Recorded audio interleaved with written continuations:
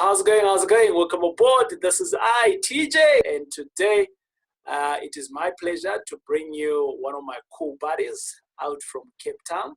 And I met this guy a couple of years ago, but I'm going to talk about him a little bit. But we're going to let him introduce himself. Paul Adams, welcome aboard. How's it going? Thank you so much, TJ. Going very, very well. Thank you for this opportunity. Good, man. So, Paul, me and you, we actually met almost about close to 2 years ago. I think it was, if my memory serves me correct. And at that particular time, you know, you looked like you were kind of like a foreign guy who's just in a no man's land. And the reason why I say this is because I met you in Cape Town, and actually we used to share a coach, right? Me and you, we used to share a coach. Yeah. And our coach introduced us together, and we took a liking into each other, and we connected. And out of that, I want to go back to the point where I thought, you know, this guy is from a foreign place. You didn't sound anything Cape Town. That's true. And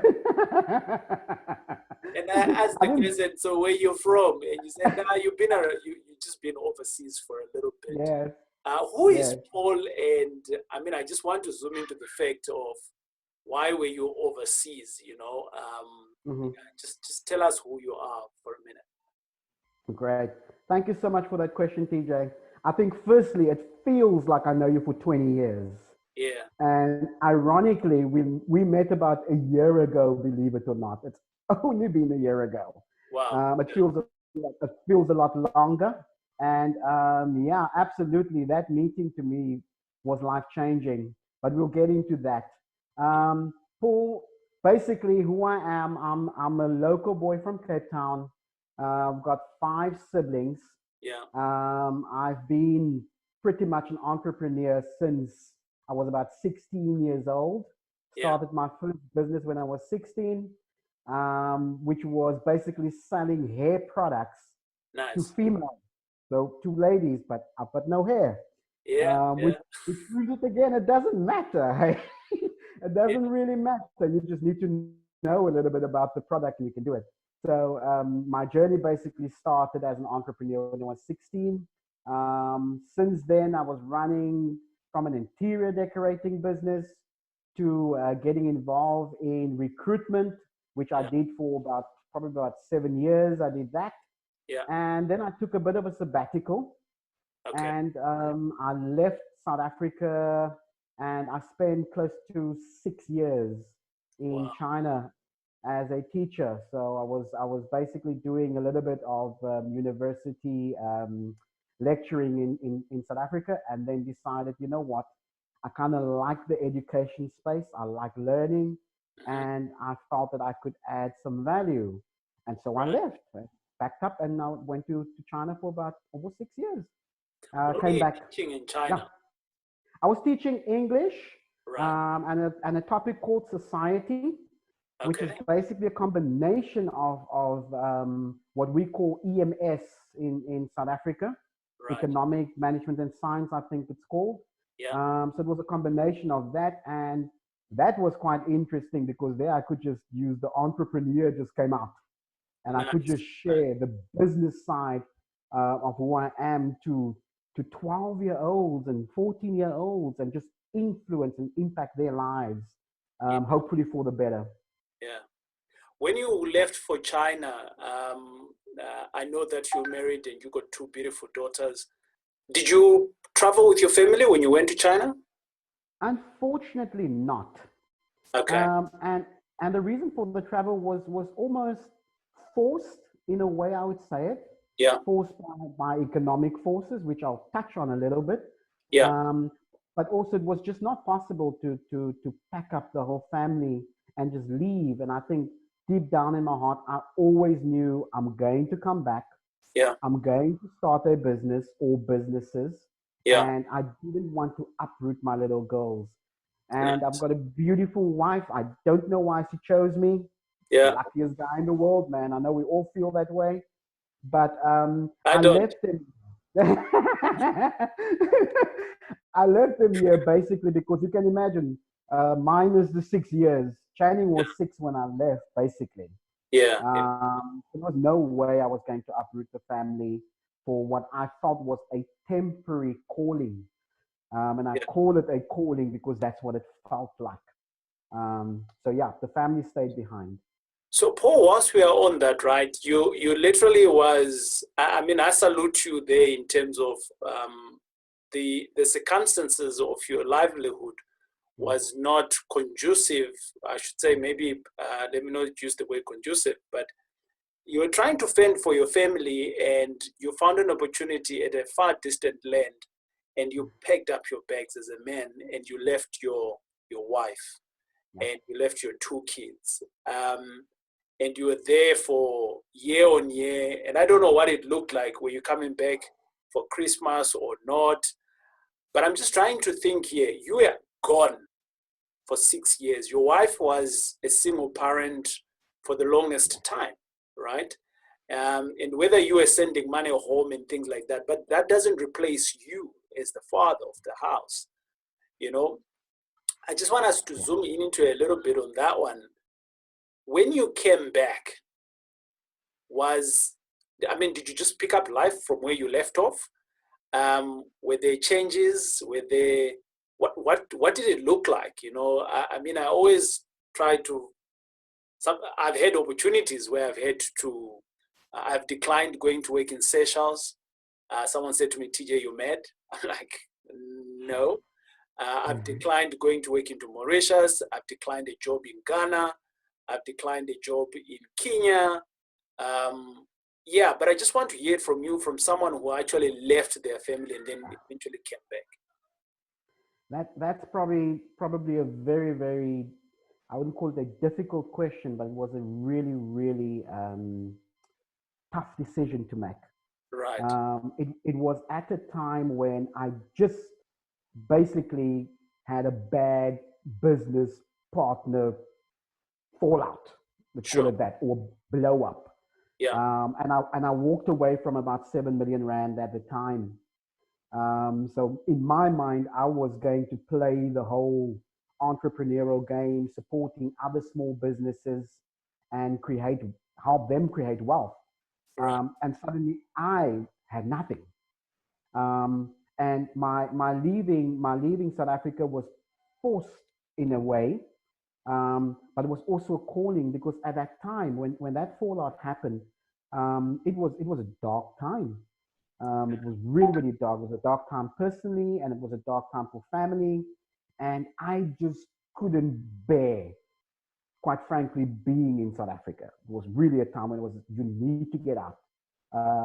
If you've ever felt like you're busy imploding, that was what it felt like.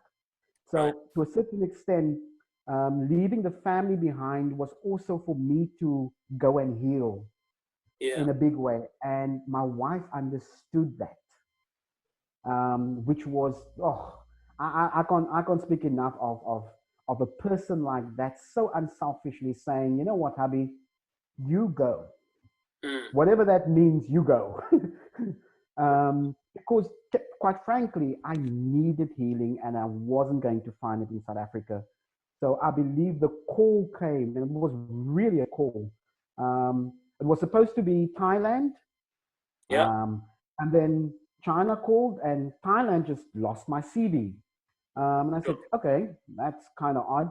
And then China called, and I ended up, the first place I was in China was in Chengdu. And I hated it, to the point where, being there a month, I was literally ready to pack my bags. But interestingly enough, I couldn't pack my bags because I had no money for a flight back. So, so when I say it's a calling, it was really a calling. And to put it into perspective, I left with 1,500 rand in my pocket to survive in China. Now, if you look at the currency exchange, you're talking about 750 yuan. That's basically what I had. But what's the value like? What can you do with that kind of money? You can buy, if you want to live a normal, let's say a foreign lifestyle and not a local Chinese lifestyle, you Yeah. will probably survive for 2 days Wow. on 750 yuan. I kid you not. Yeah. If it's a Chinese lifestyle, maybe you will make it for about 2 weeks or so. Yeah. But I mean, And at this time, you're not Chinese at that time, right? I'm not So, Chinese. I couldn't speak a single Chinese word. I'm talking yeah. like I still can't speak much Chinese, believe it or not, because it's a difficult language.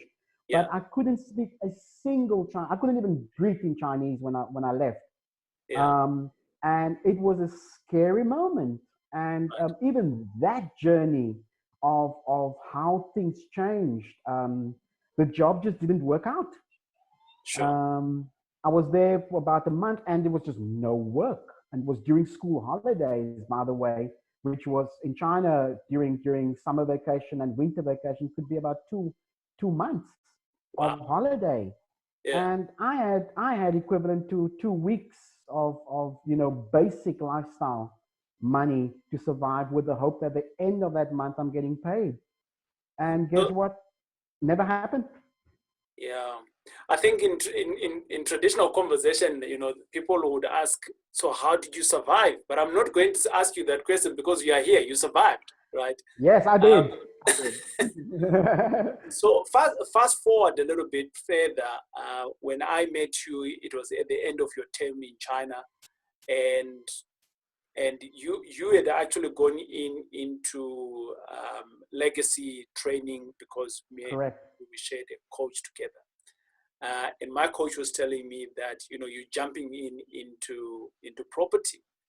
The reason why I want to ask this question here is that you left for China, and for me, I can relate going to a foreign land for you to look for opportunities, and then coming in back, you might be perceived as if, or you've come back so you've got money, right? Um, Yeah. and but actually people don't know the struggles that you had in between to either got the money that you've got now to do what you're trying to do. So by the time we met, you were actively wanting to get involved into property, and you were active already, but you wanted to be more aggressive, so to say. Correct. um, and I remember very well you were saying, TJ, I'm willing, call me anyway, to Cape Town, to Durban, to wherever. I'm there. I want to do the deals. So I'm like, okay, cool. This guy is a little bit crazy. Um, but I want to zoom it in into a little bit to ask the question that when you went to China and when you had your other businesses before, you had one or two other properties that you had in your name between you and your wife. Why did you choose property other than continue selling hair products, other than coming back to South Africa and pick up your entire family and say, hey, we're going back to China. In China, that's the cool place. We're going to be eating snakes and worms. Yeah. I think property was always embedded deep down. It was always just sitting there. Sure. And I think years ago I went to a few auctions in Cape Town and watched, and I couldn't believe that people are buying properties on auction. I never bought, I never bid it myself, but I looked at it and was like, wow. And I Yeah. remember one thing, there was a particular guy in Cape Town, very low key, and I'm now talking about, probably about 20 years ago, Yeah. at auctions, and he was just snapping up properties. Yeah. And I looked at this guy and I asked him, can I learn from you? And he said, about what? Buying property? I said, yes. He said to me, nah, don't bother with this. It's too difficult. And it's too expensive. Nah, stick to what you're doing. Don't bother with this. So I kind of looked at that, parked it. And when I was in China, funny enough, I will never forget, it was a tough time initially getting to China. The Yeah. first, the first year for me, or 2 years, was just healing. Sure. It was really just healing. It was forgiving the partners. A lot of tears were rolling from my face. because it was hard. It was hard to forgive. But the one thing that I can tell you, even about that situation, and this is why I call it a calling, was the day when I truly forgave them. It was like, and everything opened up from there. What do you Property mean? dropped into my. When I say everything happened from there, when I forgave, I felt better. When I released them, Yeah, I felt better. sure. And it even cost me to send them a message to say, I'm sorry for my part in the breakup. I'm sorry Okay. for my part in this relationship not working. In the business And relationship you had. in the business relationship, that's right, because I had two partners in the recruitment business. Yeah, And they never sent the message back to say, we also sorry or acknowledge your message. yeah, They went ahead and tried to litigate and stuff like that. sure. That's a story for another day. But it released me. And what I mean by it, everything opened up. That bitterness and disappointment and hurt and all of those things, when I released that, I started feeling the healing. Sure. And opportunities suddenly popped into my head again. I suddenly started seeing that, hey, you're not going to be in China forever. You're not going to retire here. You could. Yeah, The opportunity was certainly there. The offer was made as well. Just stay here, bring your family, come and live here. You've got an apartment here. You've got a beautiful apartment. Just come stay here. But the opportunities and the entrepreneur in me wouldn't let go, if I can put it that way. And that drew opportunities, that drew the plan, that drew, hey, remember years ago, property dropped into your head, your spirit. Um, why didn't you start learning about that again and see how you feel? And that's exactly what I started doing while teaching in China. I started learning about property for about 5 years, I think. how did Before how did you start? I started inquiring, and the legacy thing was an absolute blessing. Yeah, So I was on my own looking at books. So I went back to my old favorite book called Rich Dad, Poor Dad. What an I don't know one property entrepreneur or investor that has not read that book. yeah, that's And and if you didn't, then I don't know why not. yeah, Um, but I went back and I got my old, the pages are yellow already. But I got my old book and I read that probably 15 years ago. I picked it up again. I started reading about it. I yeah, then bought, when I visited South Africa, I visited twice a year, by the way. So I saw my family during winter and summer vacation. I would come back and use the power of the yuan, which was now double, working and feeling you're getting paid double time was always good. And I came back and I would buy books, invest yeah, in books, property books. But I have to admit, it wasn't enough. It ignited the learning or the journey, but there was that practical side I sensed that I needed more of. And hence the legacy thing and meeting Andrew and Dave and all these fantastic people. And that's where the true learning for me actually started happening. Everything opened up from that point. yeah. Okay, good stuff. I mean, that's an amazing journey. I mean, we can end this recording now, actually.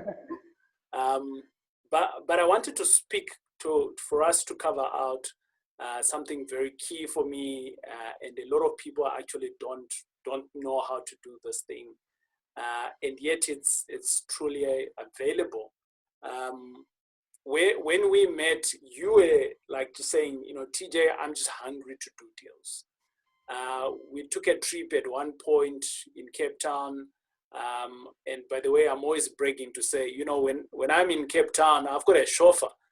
We You drive do. around in a TT. His name is Paul Adams. Yeah, it's a pleasure. But I also want to zoom into that relationship, Paul, because that relationship started from Norway, and in all the interactions that we have had, we have also just found out that we are very much alike in terms of who we are. You know, we both very dedicated to our faith. We both dedicated to our families. We want to create and make a difference in other people's lives. You have saved me numerous times, and I appreciate that. And over and above that, you know, we have shared frustrations, life's frustrations. And not to mention that, you know, because people start thinking that, hey, when you are doing property deals, there are no frustrations. They come in all the time. They are actually 10 times if you're not doing any deals. But I want to go back to the point of, you know, there we are, we started a relationship, and you initiated more of the relationship in my space by wanting to save me. And I want to understand, I mean, I could see it because I do that as well, right? It's a principle that I've got on saving others. But why that? Why that type of an angle of saving others? You know, there's a lot to speak about China, and you will always hear me talking about China. I love China, and Sure. I know there are many people that will say a lot of different things, and I get it. Yeah. I'm not oblivious to those things. I've experienced little bit of what I call not racism in China, but I've experienced classism in China. Most of my friends are Chinese. Sure. I deem many of those people, they've become my family. To this day, we are in contact. We've made connections that will never be broken. Sure. So if I could call a second home, my second home would be China. What I've learned, and I'm mentioning that because what I've learned from the Chinese, I've seen how these people are there, the ones that I met, to Yeah. serve, Yeah. to give.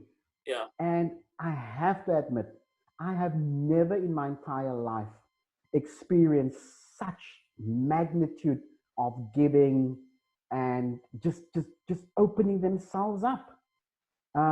Once you are, let's call it the inner circle in a Yeah.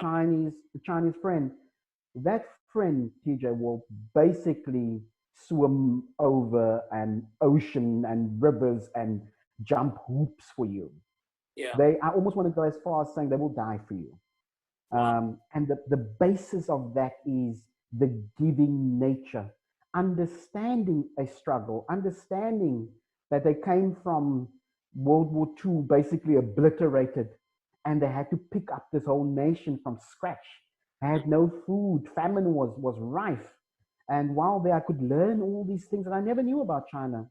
And I must admit, if you don't leave China after experiences like that changed, then there's something wrong with you. And China changed me. It changed the way I view people. Yeah. It changed the way I think. It changed the way I give. Yeah. And I was always a giver, but I promise you, it completely changed the way I view things. And I think latching on to you as a person, because before you were a property mogul, you are a person. You were a Yeah. father, you were a Yeah. husband. And I don't know what it was, but I could connect to that. I could connect to, and I was more intrigued to see, am I right? I wanted to find out, am I right? Is there another who's got a similar way of thinking, who sees life a similar way, who's gone through struggles? And I learned about you basically as a person as I went along. And bear in mind, it wasn't easy for me to trust. Sure. I must admit, after that horrible relationship with partners that I had, business partners, it wasn't easy. So it was the first person in property that I literally had to say, okay, I'm gonna trust. Was Yeah. you. Yeah. And if it, I know this for a fact, if it wasn't for that encounter at the property show where we met, then I don't know where I am now. And we're talking about what? You were right, actually. We met in 2018, so apologies. So it was about almost 2 years ago. You're right. But if it wasn't for that encounter, I really don't know how my journey would have looked like. And yes, I'm a baby. It's an infancy stage for me, but so much has happened since that time. But I think it was more just that connection was I could sense there is something similar. I was intrigued and I wanted to go that distance to find out, am I right? Are there good people in the world? And I can now irrevocably say, yes, there are good people in the world. So yeah. So since we met 2018, at that time you had just come back from China at that time, and let's just talk about how many deals you have done. The ones I know, two with the estate agent, Yes. one where we are both partners, another one where you are leading. We are sort of like partners in it, but you are like, I just went to Cape Town maybe twice maybe and saw that deal, but you literally like doing everything there. Yeah. So it's around about 5 deals that I know you have closed and have initiated. Some you have lost money, some we're making good True. money. Um, and out of all of this, right, it just came out from meeting, and there we are. We're starting to do some good deals. I want to zoom in into one particular deal, Paul, because I think this is when I say to you, hey, let's do this thing, because I'm always seeing people that buy and sell properties, and not to say that that's bad, that's good for them, but for me, I feel like it's not my happy place, and I want to demonstrate today on this call here that we're having why I don't like doing that. I like the idea of holding. So let's jump in to talk about the deal that we were down in Durban. So I flew from Johannesburg and you flew from Cape Town, and we spent 2-3 days there together in Durban looking at opportunities. And whilst we are having a conversation, we started talking about a particular deal that you had, and this was from long time ago, and you had bought it in your personal capacity together, you and your wife. And whilst we were talking about it, we discovered that it's cash flowing nicely, right? Yes. And in exchanging notes, we said, okay, fine. Should we sell this? Should we not sell it? But it's a good project. Should we maybe, how best can we make money out of it? I think that was the discussion that we were having. How best can we extract some money out of it? And maybe just give us a short indication of what that deal is all about. What is it? Give us a description. Is it a house? Is it a what? Okay, great. Yes, I remember that conversation quite. Yeah, it was another one of those moments. I think It was under a tree at the gate, actually. Yes, it's a moment. Yeah. And in those moments, something just drops. Yeah. And I remember we started chatting, and I was saying, "Look, I'm back now officially, by the way, from China, exactly a year. Yeah. May 10th it was a year, and we had that conversation um, during that time. Just coming back, okay, I'm gonna be whatever else. But that moment, I'll never forget. So there's a property that my wife and myself acquired about 12 years ago. Yeah. It's a 3-bedroom, 1 bathroom, lounge, kitchen in an estate. Yeah. And we purchased that property for about 396,000 at the time. Sure. And believe it or not, we nearly lost that property. When this whole issue with the partnership happened, things just went wrong. Cars were repossessed, BMWs had to go, and we nearly lost this property. And I remember I called my wife, and this is pretty much how the journey also started. The landlord journey started. I called my wife, head hanging, and I said, "Look, Just got off the phone with the bank. I'll never forget the lady's name. It was Mrs. Manuel. Mrs. Manuel was on the line with me. She doesn't want to talk to me anymore. She's done. This property is going on auction. And I said to my wife, they require, I think, something like, in fact, she didn't want to talk to me anymore. She didn't want to say how to rescue this property. She was just done. And my wife said to me, because I came to her late in the game. By then, the property was empty. We were living somewhere else. And I was renting out the property, had no idea what I was doing. Clearly, hence the property went into arrears, etc. My wife jumped in, long story short, rescued the property, and then said, fine, I'm going to manage this property now. Yeah. I said, please do, because I'm at a balls up. Now, fast forward 12 years later, we under the tree. And I don't know the significance about under the tree. I'm not going to be too philosophical today. But we're under this tree and this money tree, call it a money tree. Yeah. And we're standing there and this penny drops. And I tell you about this particular property. And I said, we have this property. I'm full-time in property. Although I'm not earning a penny, but I'm full-time in property. I planned it that way. I purposed it that way. Yeah. I wasn't going to go work for a boss. I wasn't going back to corporate. I wasn't going to start any other business until the property business is up and running. And I mentioned this property, this 3-bedroom apartment in this estate. And I said, it's 396K. My wife is working. I am not. So she gets this amazing thing called, this piece of paper called a payslip. Yeah. And I'll never forget, under the tree, for the first time in my entire life, something you said made me realize how powerful that piece of paper is.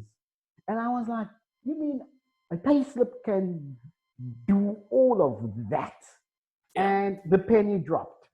And we were discussing ways of extracting value from this property.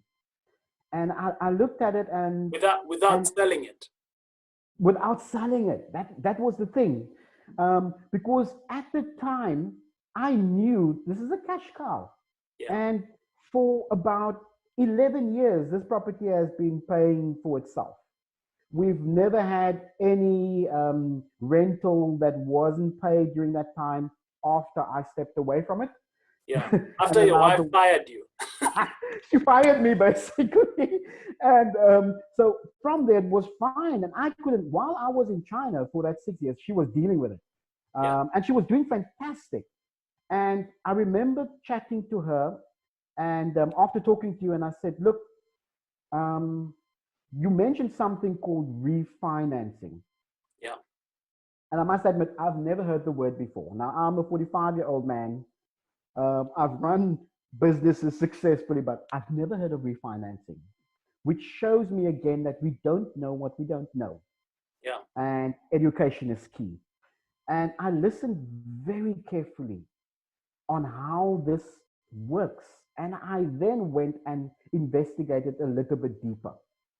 And in a nutshell, it was basically trying to extract the equity, the money that's sitting within this property now, having it for 12 years almost, without selling the property. And that opened up a whole level of learning and value as well. Yeah. Yeah. So in a nutshell here, Paul, so you've got this property, you bought it for an odd 400. And where is the property now? I mean, what have you done with the property? How did you refinance? Just take us through the step by step. You know, after the money tree, then what? So essentially, the property was now, obviously it was Adams, which is my wife and I. We purchased it in 2007. Right. It's not a big property. It's about 177 square meters. Yeah. That's the earth size. It's about 70 something, I think, in floor size. And last year, when I started looking at this thing, I realized that the market value of this property is 950,000 rand. Right. And because of the value of it was 900,000. 900, say about 950,000. Call it an E. And I looked at this and I thought to myself, we bought this property initially. We bought the property for 396,000 rand. Yeah. We then obviously ran in arrears with the bank, trying to catch up, which meant that at this point, the property, the value of the bond, the amount of the bond that was owed to the bank still was about, let's call it 360,000. And that's Yeah. obviously because of interest and running behind and interest and compounded interest. Another topic for another day. Yeah. So technically, we now owed 300, call it 360,000 on this property. However, after our discussion, I realized, but even so, you haven't paid it. When I say you, Adams haven't paid this bond for like 11 years. So technically, someone else has been paying this off. So yes, Yeah. the debt is sitting there, but we haven't paid it. But it was by default. We Right. became landlords by default. When we had this amazing discussion under the money tree, the tree of knowledge, I then realized the following. How do you extract the value from this property?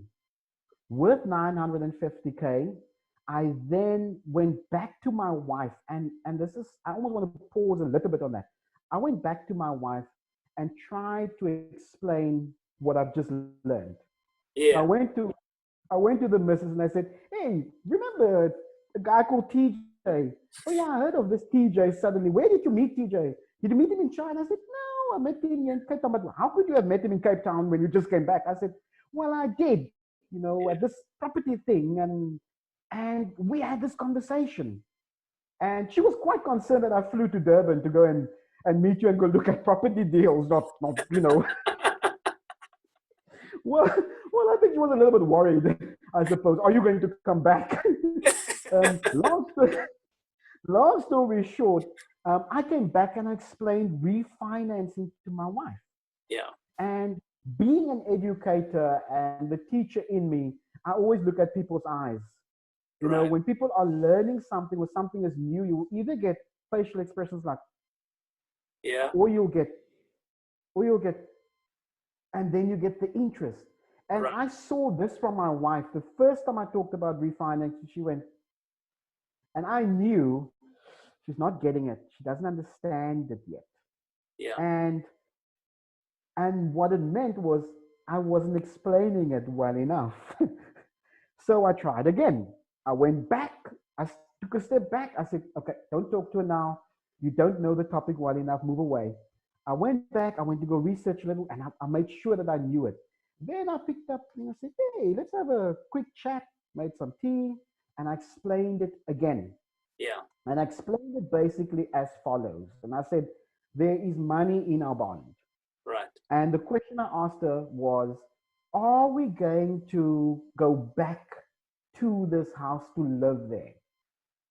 And she said to me, no, we're never going to go live there again. And my eyes went to ching. Okay. If we're not going to go live there again, and there's value or equity or money in this building, then I want that money out Right. because I want to fund my property journey. And I said to her, now, what if I tell you we can sell this property and not have a bond anymore, but control this property? And she said to me, tell me more. All I right. said to her, look, I said to her, listen, babes. If I was in the background, I'll be cheering you like preach. I said to her, babes, you know what? Let's open up a property company, a company that's purely going to deal with holding our properties. Yeah. And I said to her, firstly, this primary, let's call it our primary residence, is still on our name. We're going to go into property. Yeah. I don't want this on our names. And I Right. went and I got some legal advice as well. And they explained why. And I could then take that back and say, these are the reasons why. I said, but what if I tell you we can still benefit from having this asset, this property that's been sitting there, but also getting money out of it? I said, Yeah. cool. So she asked me, so if we open up a property company, then what? I said, fantastic. I'm glad you asked that question. And I said, what we then do is we sell this property to that company. She looked at me with, I will never forget, with disbelief, if you like. She said, so who owns the company? I said, we control the company. She said, so what happens to the house? I said, we sell it to that company. And she said, but we still have control. I said, yes, because we then become directors, managing directors of the company. Yeah. And she said, so what happens to the money? I said, the nice part is we also control the money. And when it was explained, when it was explained to me initially, I genuinely, I didn't doubt it.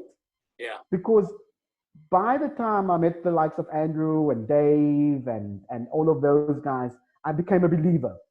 Yeah. I was more a believer because I want to go do it myself. Sure. I want to go see, does this work? Hence, my wife agreed and she said, okay. And I said to her, is that a yes? Can we sell this property? And she said, yes, sell it. Best day of my life. Yeah. And you bring out the OTP and say, sign here. Yes. There was an OTP ready. Yeah.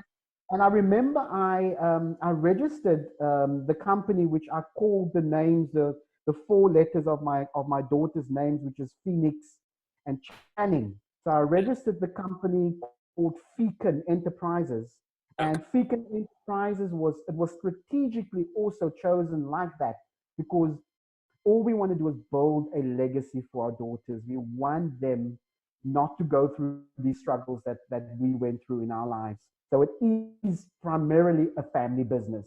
And it's going to be that for a very long time. So I registered in 2019, I think in July. And but now bear in mind, I don't have the power of that piece of paper called a payslip. So it's a brand new business, which means that banks will require 2 years financials. Yeah. And a whole lot of jumping through hoops. Again, it took me to go and learn and get the education on how do you do this if you don't have this piece of paper, you don't have the financials either. Yeah. And I want to pause there for a moment, but it worked. It worked. So what I did was, I don't know if you want to ask something before I continue, because I can just roll with this. No, so I think this is where, I tend not want to throw out ideas to people and like go and do it at home. On TV they always say, don't try this at home, And for me here, it is just an opportune time for me where I can easily say to people, it is important to get the education. Because when you've got the education behind you, it makes so much sense on why you're doing what you're doing. So I actually want to wrap it up and say, well, when you had the property in your name, Mr. and Mrs. Adams, how much rent were you getting at that time? We were getting about 7,500 rand per month. Okay. Yeah. And now that you've got a bond on it, how much you getting as your rent out there? At this point still, because the deal is nearly concluded, right. It is still 7,500 rand. And after all deductions, everything, the mortgage, the municipality, the rates and taxes, all of those things, it's cash flowing, or it's leaving us with an amount of about 3,400 when I checked the last time in cash every month. Okay. That would be on your old numbers of 396, I think, right? 396, that's correct, yes. Yeah. Okay. So if you had to extract all of the money out, you still own the property in your company, But if you had to extract all of it, I don't know what the bank gave you, but if you had to get your entire 950, which is the value of the property, you are going to be in the negative, but you have money that you can now play with in other projects, and those projects can actually sustain this property. So it's a business now where you have one asset which you still own, and the money can be sitting in there because you don't have to extract it now, isn't it? It can stay there as different banks have different terminologies of that money sitting in there. But the moment you take it out, then your interest goes up, your repayment. True. But the beauty of it is that you now have an owed 500,000. That's true. That you can do stuff with, you know, and that 500 is literally available to you. No red tape. You can your only red tape is your wife here to go and ask her, can we extract 500 to go into this deal? It could be a cash deal. It could be a JV. It's endless. Precisely. Yeah. I mean, high five to this that you have done here. But I think the most important thing here is that we spoke about it. We explored the options. You were like a sponge. You consumed, but out of consuming, you went out and you started looking for options. You know, legally what is allowed. But what is more important for me, Paul, here is that when you went home to explain, the first time it was a no. I don't know how many times you explained until she said yes, but your dedication in wanting to educate, right? But what about partners who are actually educating themselves together at the same time? Imagine if she was in the same class with you. Imagine she was under the same tree with me and you. I mean, the conversation is now no longer about persuading each other. It is more just about how do we do it, you know? And here I am more talking about, you know, people that are wanting to start off who are couples. And I'm always saying, you know, it's better to jump into it together. But if it's not possible, know that in your journey somewhere along the line, you need to be the convincing guy, whether you're the lady. I see it with a lot of ladies actually. Because there's a lot of ladies in South Africa right now that are more of the wearing pants kind of like than some of our brothers out there. But that's just the society we live in. Paul, I want to come back to another conversation in conclusion. Now you've got this business going. Your elder daughter, I think she's involved. She gets involved in the projects. Now, the benefits that you are now seeing being actively involved in the property space, you know, what kind of benefits are you now seeing that are materializing that you're doing this full time that we're talking about? And more so, your daughter, I know she does some other cool things on a time, but in the spare time, she's also helping you in all of these other deals that have come by. If we're to mention this particular one, so you got like 5-7 deals that you're busy with all this time. But what benefits are you realizing so far in your journey? I am, I think, great question. I think from a soft, let's call it the soft side of benefits, I now have the ability to, or I have the freedom, if I can call it that, to spend quality time with my family. Right. So I can spend quality time. I have the freedom of movement. I have the freedom of just being with them, and to me that's huge. I missed out on 6 years, and even when I was here, I wasn't quite here because of, you know, the challenges that life had at the time, and what the corporate world and the business world at that time brought. So for me, family time is absolutely critical. I can now sit with my family, be there at a decent time. I can work from home. If I choose to work from home, I know what to get done and what the day looks like. But I'm so much more relaxed, if I can put it that way. And it also allowed me to be to be more involved with changing other people's lives, you know, Right. spending time with those still wanting to get into either business or whatever else. Yeah. So I use a lot of my time to educate and share my learnings. And it's amazing. I'm sometimes, I must admit, looking back, I'm sometimes shocked with how much how much I've learned over this short space of time, knowing that there are so much more to learn. Yeah.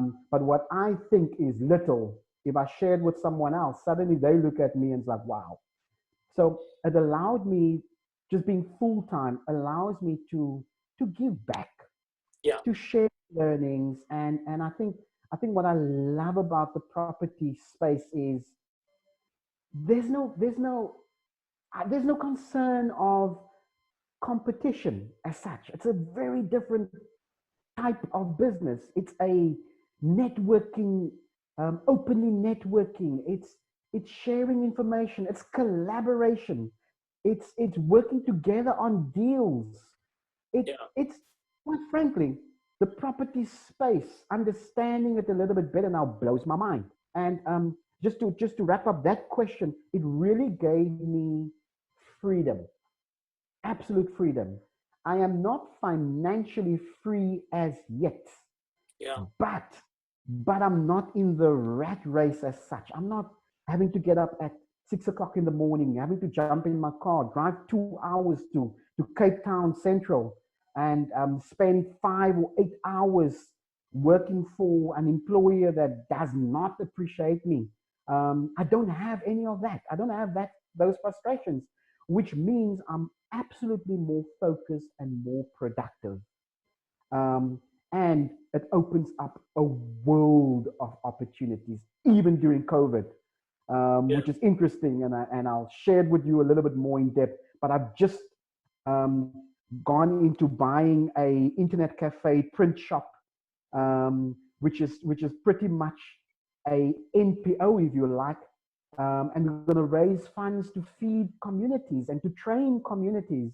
So it's exciting times. This would never have happened, if it wasn't the property space, Yeah. because the property is there. It's a beautiful property. It just sits there. It doesn't need me to run to it at 8 o'clock in the morning and leave there at 9 at night. And it's amazing. And the passiveness or the passive income, it comes. And Yeah. yes, there will be challenges. This is the beautiful picture. COVID hit, and I had 1 month where my tenant, we had a conversation. We deferred the payment. They back on track this month. Last month they couldn't pay, and I was like, I understand. Yes, it was pressure, but it is what it is. Yeah. And this month they're back on track, Yeah. and they will basically pay that off, because again, it was education. 5 years I mean, ago, I would have just blew a gasket and just, you must pay. With what money? So we would yeah. have gone away with that.